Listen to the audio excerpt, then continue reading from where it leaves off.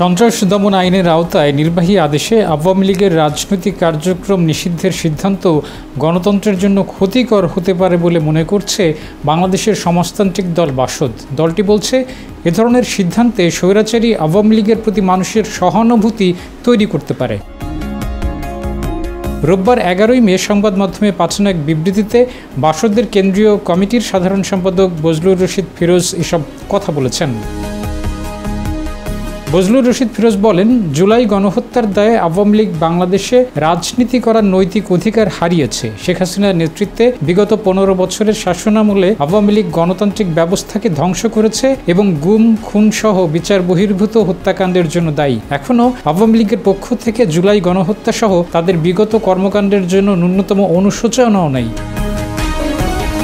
তবে সন্ত্রাস দমন আইন বা বিশেষ ক্ষমতা আইনের মতো অগণতা যমুনা ইলেকট্রনিক্স ঈদে ডাবল খুশি অফার সিজন 3, যে কোনো পণ্য কিনলেই পাচ্ছেন নিশ্চিত ঈদ উপহার। গণতান্ত্রিক আইনের মাধ্যমে নির্বাহী আদেশে কোনো রাজনৈতিক দলকে নিষিদ্ধ করা গণতান্ত্রিক ব্যবস্থায় উত্তরণের পথে প্রতিবন্ধক। আন্তর্জাতিক অপরাধ ট্রাইব্যুনালের আইন সংশোধন করে জুলাই গণহত্যা সহ সকল অপরাধের বিচারের মাধ্যমে সঠিক গণতান্ত্রিক প্রক্রিয়া অনুসরণ করা উচিত।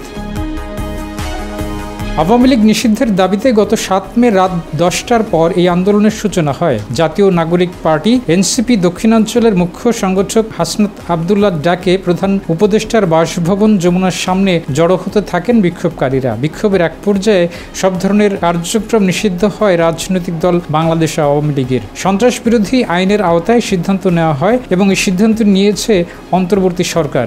এই নামে বাংলাদেশে আর রাজনীতি করা যাবে না। 12 মে সোমবারের সংক্রান্ত প্রজ্ঞাপন জারি করার কথা।